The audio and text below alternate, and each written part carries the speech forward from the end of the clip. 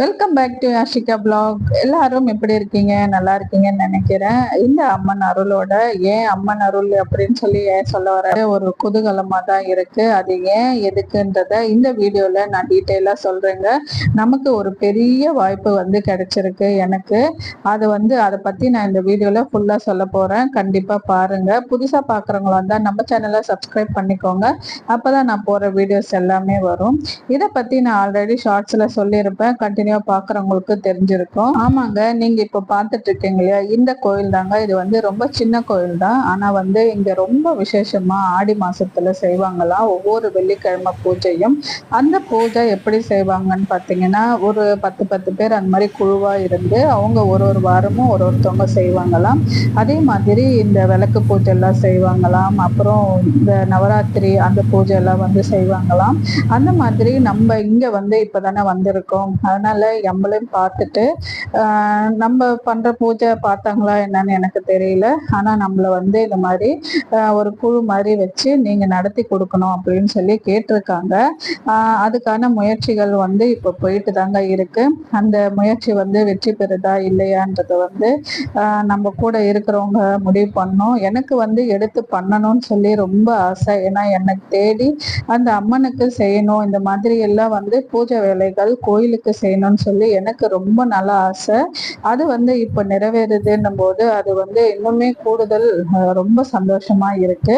அதுவும் ஆடி மாச பூஜைன்னும் போது அது ரொம்ப சிறப்பா இருக்குங்க. இந்த வீடியோ பாக்குற உங்க வீட்லயும் உங்க ஊர்லயும் கண்டிப்பா ஒரு ஊர்லயும் திருவிழா கண்டிப்பா நடக்கும் இல்லைங்களா? அந்த மாதிரி எந்தெந்த ஊர்ல இருந்து நீங்க பாக்குறீங்க, உங்க ஊர்ல எப்படி திருவிழா நடக்குது, எப்போ நடக்குதுன்றத பத்தி கண்டிப்பா சொல்லுங்க. நானுமே தெரிஞ்சுக்கிறேங்க எந்தெந்த ஊர்ல திருவிழா நடக்குதுன்னு சொல்லி. ரொம்ப சிறப்பா என்னென்ன கோயில்கள் இருக்குன்றத பத்தியும் நம்ம சேனல்லையும் சொல்லலாம் இல்லையா? அதுக்காக தாங்க. விருப்பம் இருந்தா கண்டிப்பா சொல்லுங்க. நானுமே எங்க ஊர்ல திருவிழா நடக்கும்போது கண்டிப்பா சொல்றேன். அதே மாதிரி எனக்கு இந்த மாதிரி வாய்ப்பு கிடைச்சிருக்கு. அதே மாதிரி உங்களுக்கு யாருக்காவது இந்த மாதிரி வாய்ப்பு கிடைச்சிருக்கான்றத மறக்காம சொல்லுங்க. எனக்குமே பாத்தீங்கன்னா ரொம்பவே சந்தோஷமா இருக்கு. இந்த மாதிரி ஆப்பர்ச்சுனிட்டி நமக்கு கிடைச்சதுன்னு நினைச்சு. அதனால ரொம்பவே ஆசையா இருக்கேன் இந்த மாதிரி செய்யும் போது. ஆனா அதுல இருக்கிற ரிஸ்க்கும் நிறைய இருக்கு. ஏன்னா எல்லாமே நம்ம தான் ரெடி பண்ணணும். அமௌண்ட்ல இருந்து எல்லாத்தையுமே அந்த ஒரு நாள் பூஜை நம்மளுதுன்னும் போது எல்லா வேலையுமே. ஏன்னா இந்த கோயில் கொஞ்சம் சின்ன கோயிலா இருந்தாலும் இந்த ஆடி மாசம் போது நல்லாவே கூட்டம் வருமா. அதனால அவங்களுக்கு தேவையான பிரசாதங்கள், பூஜைகள், பூஜை வேலைகள் எல்லாமே செய்யணும் இல்லையா?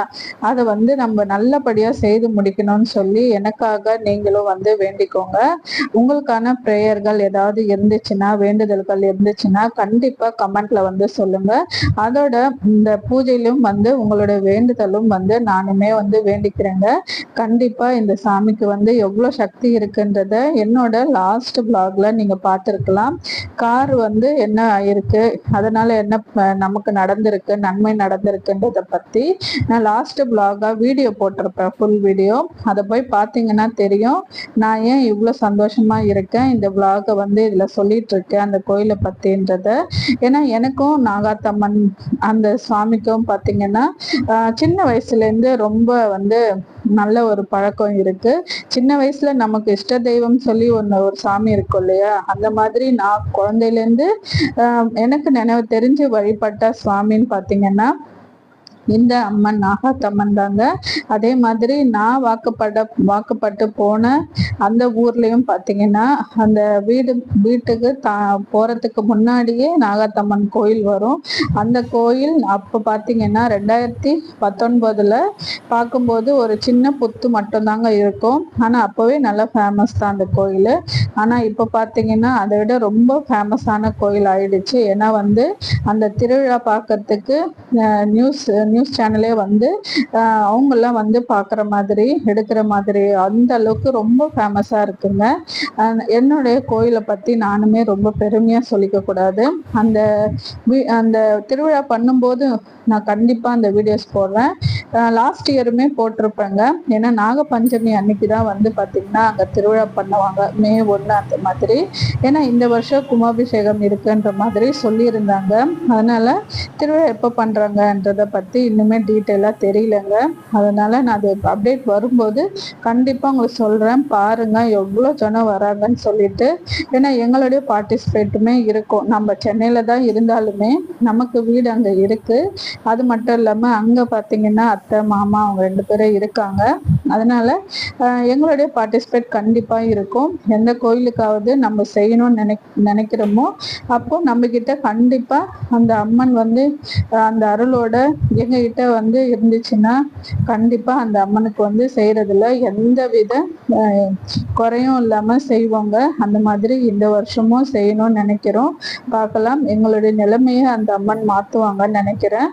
அதுக்காக தான் இந்த ஒவ்வொரு பூஜையுமே வந்து செஞ்சுட்டு வந்துட்டு இருக்கேங்க. நான் ஏன் இந்த அம்மனை பத்தி நமக்குன்னு இஷ்ட தெய்வம் இருக்கும் இல்லையா, அந்த மாதிரி தான் நான் சின்ன வயசுலேருந்து பார்த்தீங்கன்னா இந்த அம்மனை வந்து வழிபடுறது உண்டு. நாங்க இதுக்கு முன்னாடி இருந்த ஏரியால பார்த்தீங்கன்னா அங்கேயுமே ஒரு புத்து கோயில் இருக்கோங்க. அங்க வந்து நான் ஸ்கூல் படிக்கும் போதே பார்த்தீங்கன்னா இந்த வியாழக்கிழமை எல்லாம் பூஜை ரூம் எல்லாமே கிளீன் பண்ணிட்டு வீடெல்லாம் தொடச்சிட்டு பூஜை பண்ணிடுவேன்.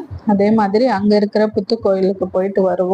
ஏன்னா வாக்கபிள் டிஸ்டன்ஸ்ல தான் இருக்கும். அப்பத்துலேருந்தே வந்து எனக்கு அந்த அம்மனுக்கும் ரொம்ப வந்து கனெக்ஷன் இருக்கு. அதே மாதிரி இந்த மாதிரி நான் சொல்லியிருந்தேன் இல்லையா, எங்க ஊர்லயும் நாகாத்தம்மன் கோயில் இருக்கு. அவங்கள தாண்டி தான் நாங்க போனோம். நம்மளுடைய ஊருக்கு போற விழாக பார்த்துருந்தீங்கன்னா கண்டிப்பா தெரிஞ்சிருக்கும். இப்போ பார்த்தீங்கன்னா 7 அடி சிலையோட இந்த வருஷம் அந்த அம்மனுக்கு பார்த்தீங்கன்னா கும்பாபிஷேகம் பண்ண போறாங்க. அதையுமே உங்களுக்கு காட்டுறேங்க அடுத்தடுத்த விளாக்ல வரும்போது.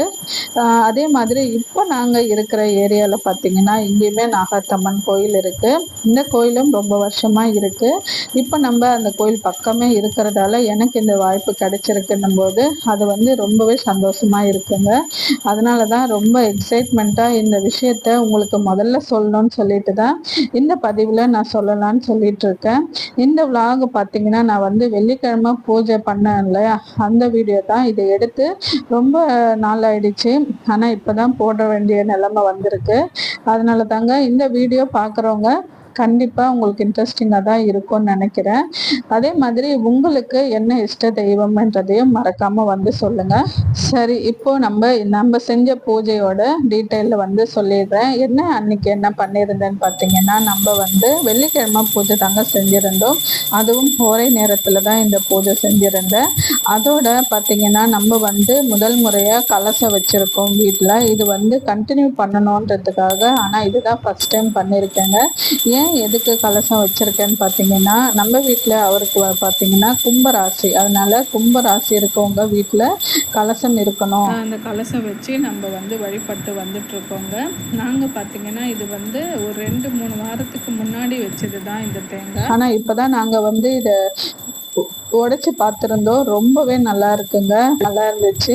ஆனால் பார்த்தீங்கன்னா நம்ம வந்து அதை எடுத்துட்டு நம்ம அந்த தண்ணியை பார்த்தீங்கன்னா வீடு வந்து தெளிச்சு விடணுங்க. வீடெல்லாம் தெளிச்சுட்டு அதில் பார்த்தீங்கன்னா புதுசாக 1 ரூபாய் காயின் வந்து மாற்றணும்.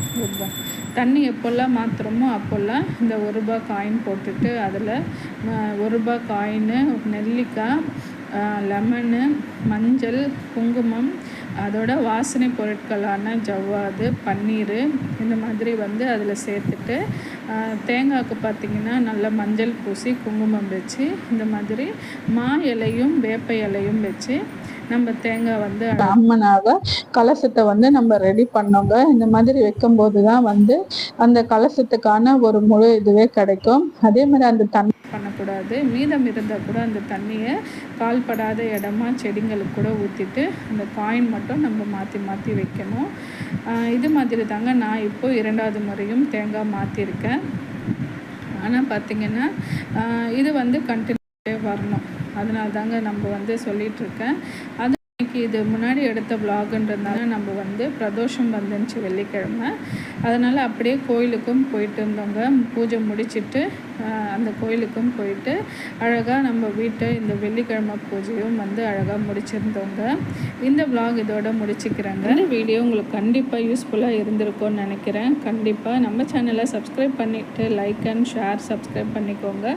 அடுத்த வீடியோவில் பார்க்கலாம். இது வரைக்கும் நம்ம சேனலில் ரொம்ப பொறுமையாக இருந்து பார்த்ததுக்கு ரொம்ப நன்றிங்க.